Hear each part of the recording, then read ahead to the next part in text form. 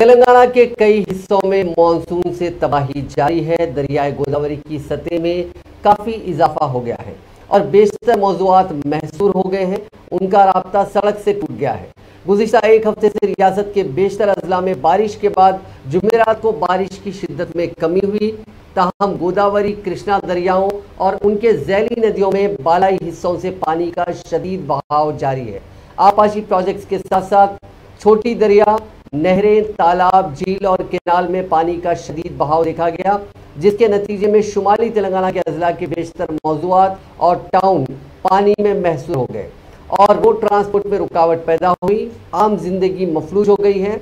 भद्रादरी कोत्तागुडम जिले के भद्राचलम में दरियाए गोदावरी खतरे के निशान से ऊपर बह रही है। जुमेरात को 11 बजे दिन भद्राचलम में उसकी आबी सतह 59.90 फीट दर्ज की गई। हुक्काम ने तीसरा इंतबाही निशान जारी कर दिया। दरियाए गोदावरी की सतह में इजाफे के बाद भद्रादरी मंदिर और अन्नादानम इलाके में पानी में महसूर हो गया। भद्राचलम से चेरला, दम्बुगुडम मंडलों और दीगर नशीबी इलाकों में सड़क का राब्ता टूट गया।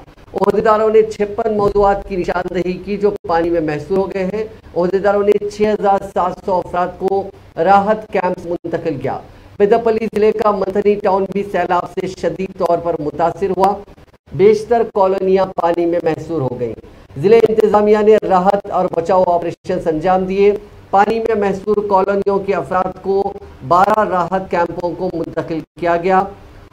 कई घंटों से टाउन में बरखी नहीं है। मंथनी से पेद्दापल्ली और करीमनगर के दरमियान रोड ट्रैफिक में रुकावट पैदा हो गई है क्योंकि सैलाब का पानी हाईवेज पर जमा हो गया है।